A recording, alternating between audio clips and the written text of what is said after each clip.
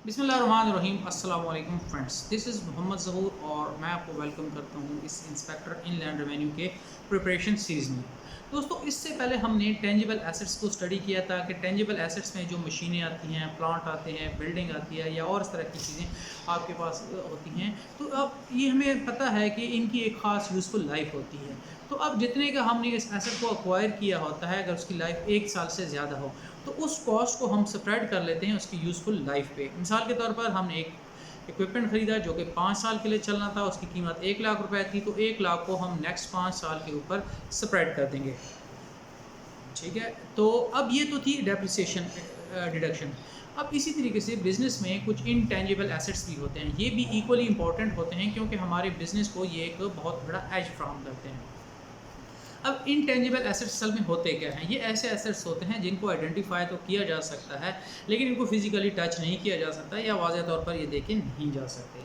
अब इन इनटेंजिबल में कौन से आते हैं? इसमें राइट्स आती हैं, इसमें आते हैं, इसमें पैटेंट्स आते हैं, इसमें और लाइसेंस फ़ीस होती हैं और इस तरह के लाइसेंस वगैरह होते हैं। ये सारी की सारी चीज़ें इसमें इंक्लूड होती हैं और उसमें से और क्या कॉपीराइट्स भी इसमें इन्वॉल्व होता है, सीक्रेट फार्मूला आपके पास है। तो ये सारे के सारे इंटेंजिबल एसेट्स होते हैं। तो जिस तरह टेंजिबल एसेट की एक ख़ास लाइफ होती है, इस तरह इंटेंजिबल एसेट की भी एक लाइफ होती है। मिसाल के तौर पर अब आपने एक माइनिंग राइट ले ली या फिशिंग राइट ले ली 5 साल के लिए किसी ख़ास जगह। इसका मतलब क्या है कि उस एरिया के अंदर कोई दूसरा बंदा 5 साल तक फिशिंग नहीं कर सकता या माइनिंग नहीं कर सकता। तो इस 5 साल के दौरान जो भी मिनरल और वहाँ से निकलेगी वो आप उसको फर्दर सेल करेंगे।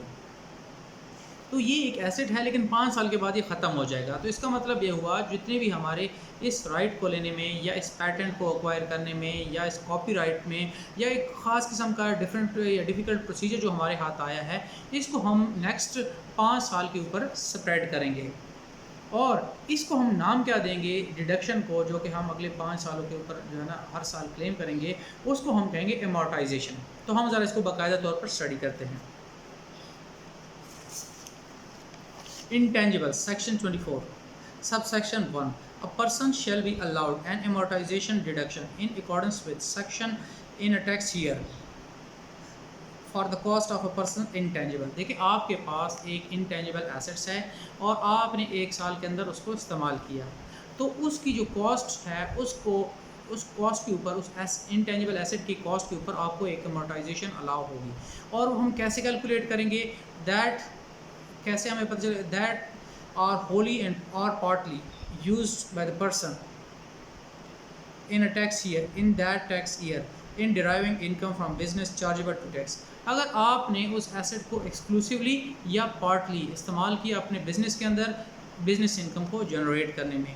दूसरी बात, that have normal useful life of exceeding 1 year. और दूसरी कंडीशन इसके लिए ये है कि आपने ना सिर्फ इसको बिजनेस में इस्तेमाल किया, इस इनटेंजिबल एसेट की जो लाइफ है मोर देन 1 ईयर, क्योंकि अगर 1 साल से कम है तो फिर तो जितनी भी उसकी कॉस्ट है उसी साल में आप इसको डिडक्शन के तौर पर ले लेंगे। लेकिन अगर उसकी life more than 1 accounting period होगी, 1 साल से ज़्यादा होगी, तो फिर आपको उस कॉस्ट को स्प्रेड करना पड़ेगा, अमोर्टाइज करना पड़ेगा। सब सेक्शन 2 क्या कह रहा है? No deduction shall be allowed under this section where a deduction has been allowed under any other section of this ordinance for entire cost of the intangible in the tax year in which the intangible is acquired. अब बात ये आपको ये कह रहा है कि भाई इस एसेट्स को के ऊपर आप किसी किस्म की ये जो है अमोर्टाइजेशन क्लेम नहीं कर सकते अंडर दिस सेक्शन। अगर आपने इस ऑर्डिनेंस की किसी और सेक्शन के तहत कोई डिडक्शन क्लेम कर ली है इस एसेट की, और अगर आपने 100% भी बाज़ औक़ात होता है वो क्लेम कर ली है, तो फिर आप ऐसे नहीं करेंगे कि 2 जगह आप क्लेम नहीं कर सकते। ओके, अगर आपने किसी इस ऑर्डिनेंस के किसी और सेक्शन के तहत डिडक्शन इस एसेट की क्लेम कर ली है, तो आप यहाँ नहीं इसकी डिडक्शन ले सकते। और उसमें एक सब सेक्शन 3 क्या कह रहा है? Subject to sub section 7, the amortization deduction of a person for a tax year shall be computed to the according to the following formula. अब पहले तो बात यह है कि इस काम करने से पहले आपने सब सेक्शन 7 को भी देखना है। तो अगर आपने अमोर्टाइजेशन कैलकुलेट करनी है तो उसके लिए एक फार्मूला है, उस फार्मूले के तहत सब सेक्शन 3 आपको ये कह रहा है कि आप अमोर्टाइजेशन क्लेम करेंगे, और जो फार्मूला है वो है A/B। अब ए क्या चीज़ है और बी क्या चीज़ है, ये इसको हम देखते हैं। ए है कॉस्ट ऑफ द इंटेंजिबल, कि इस इंटेंजिबल को अक्वायर करने में या डेवलप करने में आपको कितनी कॉस्ट पड़ी या परचेज करने में। B is the normal useful life of the intangible in whole year. अब बी है, हम कंप्लीट ईयर लेंगे कि ये कितने साल बनते हैं जितनी उसकी लाइफ बनती है। मिसाल के तौर पर आपने एक इंटेंजिबल 5 लाख का लिया, अब उसकी जो लाइफ है वो 5 साल है, तो अमोर्टाइजेशन कैसे कैलकुलेट करेंगे? 5 लाख उसकी टोटल कॉस्ट है डिवाइडेड बाय यूजफुल ईयर्स, जितना कि उसने इस्तेमाल होना है वो हो जाएगा 5। तो इसको डिवाइड करेंगे इस तरीके से, हमारे पास 5 लाख डिवाइडेड बाय 5, तो ये हो जाएगा 1 लाख। तो 1 लाख आप हर साल अमोर्टाइजेशन क्लेम करेंगे। 4. An intangible that does not have an ascertainable useful life shall be treated as if it has useful life of 25 years. अब बाद बात इस तरह क्या होता है कि एक इंटेंजिबल एसेट जो होता है उसकी आपको लाइफ का सही पता नहीं चलता कि ये कितने अर्से तक चलेगा। तो फिर इस तरह की अगर कहानी है तो हम 25 ईयर्स, इससे पहले सेक्शन में 10 साल की थी, लेकिन यहाँ इस तरह है कि हम उसकी जो यूज़फुल लाइफ लेंगे वो 25 साल तक लेंगे। वेयर इन इंटेंजिबल इज, ये सब सेक्शन 5 हम पढ़ रहे हैं, is use in a tax year partly in deriving income from the business chargeable to tax and partly to another for another use. The deduction allowed under this section for that year shall be restricted to the fair proportional part of the amount that would be allowed if the intangible were wholly used to derive income from business chargeable to tax. अब बिल्कुल इस तरह अगर आपने section 23 पढ़ा हो तो same wording हमने उसमें भी पढ़ी थी कि अगर आपके पास एसेट है, अब उस एसेट को आपने, इंटेंजिबल एसेट है, उसको आपने साल के दौरान एक्सक्लूसिवली बिज़नेस के लिए नहीं इस्तेमाल किया, बल्कि कुछ बिज़नेस के लिए इस्तेमाल किया, कुछ किसी और पर्पज़ के लिए इस्तेमाल किया, तो इस सूरत में आप कितनी अमोर्टाइजेशन क्लेम करेंगे? तो अमोर्टाइजेशन जो आपको होगी वो होगी प्रोपोर्शनल यूज़। मिसाल के तौर पर अगर पूरे साल के लिए आपको अमोर्टाइजेशन अलाउ होती 100,000, 1 लाख रुपए अलाउ होती, लेकिन आपने 50% ऑफ द जो आपके पास इंटेंजिबल एसेट था टाइम वो इस्तेमाल किया बिज़नेस के लिए और 50% आपने इस्तेमाल किया किसी और पर्पज़ के लिए, तो आपको टोटल 1 लाख की थी, तो उसको 2 से डिवाइड कर लेंगे, तो इसका मतलब क्या होगा? 50,000 की अमोर्टाइजेशन होगी। दूसरी कंडीशन क्या हो सकती है कि आपने 1/3 इस्तेमाल किया बिज़नेस पर्पज़ के लिए और 2/3 आपने किसी और मकसद के लिए इस्तेमाल किया, तो अब आपको 33,000 रुपये की अमोर्टाइजेशन अलाउ होगी, यानी कि प्रोपोर्शनेट यूज़। सेक्शन 6, अब सब सेक्शन 6 में क्या कह रहा है कि where an intangible asset is not used for whole of the year in deriving income from business chargeable to tax, the deduction allowed under this section shall be computed according to the formula, namely. अब ये है कि अगर आपने उस intangible asset को पूरे साल के लिए नहीं इस्तेमाल किया तो फिर आप कैसे इसकी अमोर्टाइजेशन निकालेंगे? मिसाल के तौर पर आपने सिर्फ 120 दिन के लिए इस्तेमाल किया, 100 दिन के लिए इस्तेमाल किया उस इंटेंजिबल एसेट को, तो अमोर्टाइजेशन निकालने का तरीका क्या है? इस वक्त जो उसका फार्मूला बनेगा वो होगा A into B divided by C, यानी कि A multiplied by B divided by C. जबकि A क्या चीज़ है? वो असल में है अमोर्टाइजेशन अलाउड। ये असल में है कि जिस तरह मैं सब सेक्शन 3 या 5 में अमोर्टाइजेशन निकाली थी वो वाली वैल्यू। मिसाल के तौर पर हमारे पास 1 लाख अमोर्टाइजेशन थी जिस केस को हमने स्टडी किया था, 1 साल के लिए हमारा अमोर्टाइजेशन थी वो 1 लाख रुपए थी। B is the number of days in the tax year for which the intangible asset is used in deriving income from business. आप इनकम जो ड्राइव कर रहे हैं उस कितने दिनों के लिए आपने बिज़नेस में उस एसेट को इस्तेमाल किया? 100 दिन के लिए इस्तेमाल किया, 120 दिन के लिए इस्तेमाल किया, 200 दिन के लिए इस्तेमाल किया, 30 दिन के लिए इस्तेमाल किया। B असल में वो नंबर ऑफ़ डेज़ है जितना कि आपने उस एसेट को इस्तेमाल किया इन driving income from business. C is the number of days in that year in tax year. तो साल में आपको पता है कि 365 डेज़ होते हैं, तो 365 से इसको डिवाइड करें। मिसाल के तौर पर 1 लाख की आपको अमोर्टाइजेशन अलाउ होती नॉर्मल हालत में, तो A की वैल्यू होगी 100,000। B आपने जितने नंबर ऑफ़ डेज़ इस्तेमाल किया एसेट को इन ड्राइविंग इनकम फ्रॉम बिजनेस, तो वो था 120 डेज़ था, डिवाइडेड बाय आपके पास टोटल डेज़ कितने होते हैं? वो होते 365, तो मतलब 1 लाख इंटू 120 डिवाइडेड बाय 365। सब सेक्शन 7, अब सब सेक्शन 7 को अगर आप देखते हैं तो हमने पहले जब सब सेक्शन 3 पढ़ रहे थे तो वहाँ भी हमें रेफ़र किया गया था सब्जेक्ट टू सब सेक्शन 7। अब देखते हैं कि 7 क्या है असल में। The total deduction allowed to a person under this section in a current year and all previous years in respect of an intangible asset shall not exceed the cost of intangible। अब आपने जितनी amortization claim की है, चाहे वो इस साल में हो और इंक्लूडिंग प्रीवियस ईयर्स की, वो जितनी भी बने, लेकिन वो टोटल कॉस्ट से ज़्यादा नहीं होनी चाहिए। मिसाल के तौर पर एक एसेट था जिसकी टोटल कॉस्ट आपको पड़ी है 5 लाख। अब आपने कुछ अमोर्टाइजेशन इस साल कैलकुलेट किया है और पिछले सालों में आपकी टोटल अमोर्टाइजेशन वो हो गया 5,20,000 हो गया, 5,30,000 हो गया, 6 लाख हो गया, 7 लाख हो गई, 5,02,000 भी नहीं हो सकती।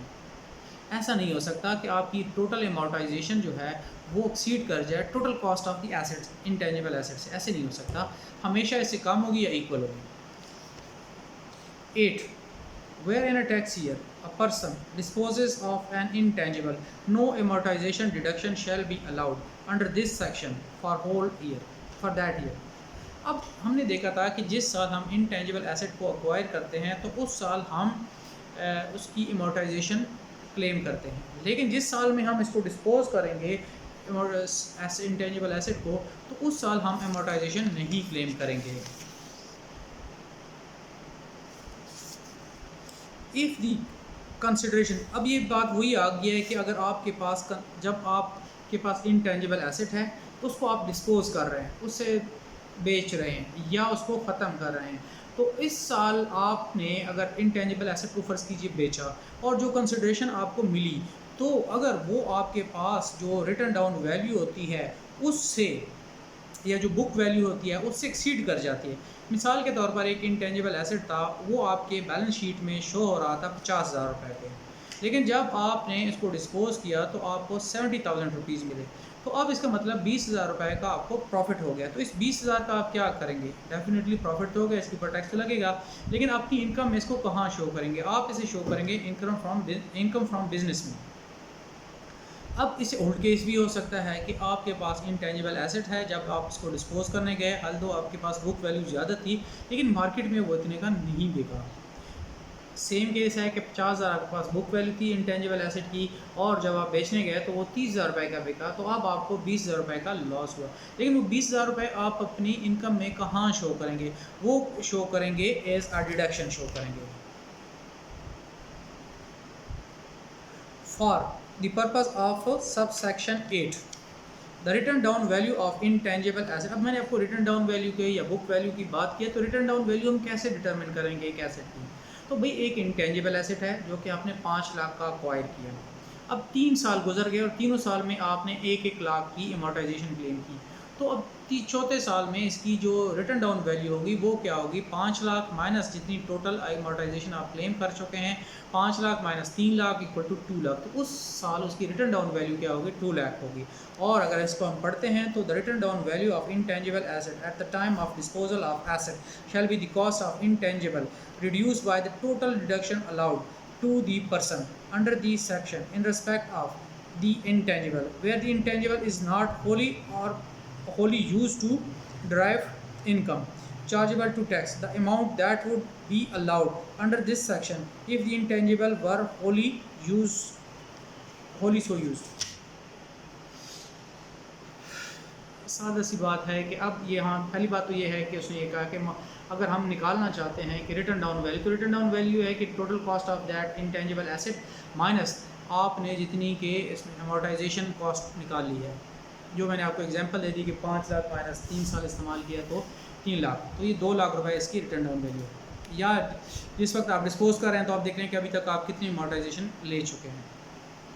अब फ़र्ज़ करें कि उसमें से दरमियान में 1 या 2 सालों में आपने एसेट को होली बिज़नेस के लिए नहीं इस्तेमाल किया था। मिसाल के तौर पर आपने दूसरे साल में जो एसेट इस्तेमाल किया था वो हाफ़ ऑफ द टाइम इस्तेमाल किया था for the purpose of business, और हाफ़ ऑफ द टाइम आपने किसी और मकसद के लिए इस्तेमाल किया, तो टोटल अमोर्टाइजेशन साल के लिए आपको अलाउ थी 1 लाख। तो लेकिन चूँकि बिज़नेस के लिए आपने हाफ़ ऑफ द टाइम इस्तेमाल किया था, तो आपको अमोर्टाइजेशन जो आपने क्लेम की थी वो थी 50,000 रुपये। अब आपके पास रिटर्न डाउन वैल्यू अगर हम देखेंगे तो वो आपके पास बाकी सालों में 3 सालों में तो पूरे 1-1 लाख है, तो 3 लाख हो गए। एक साल आपके पास वो 50,000 की है, तो इसका मतलब 3.5 लाख निकालेंगे, 5 लाख में से 3.5 लाख माइनस किए तो आपके पास बन गए 1.5 लाख। ऐसे नहीं होगा।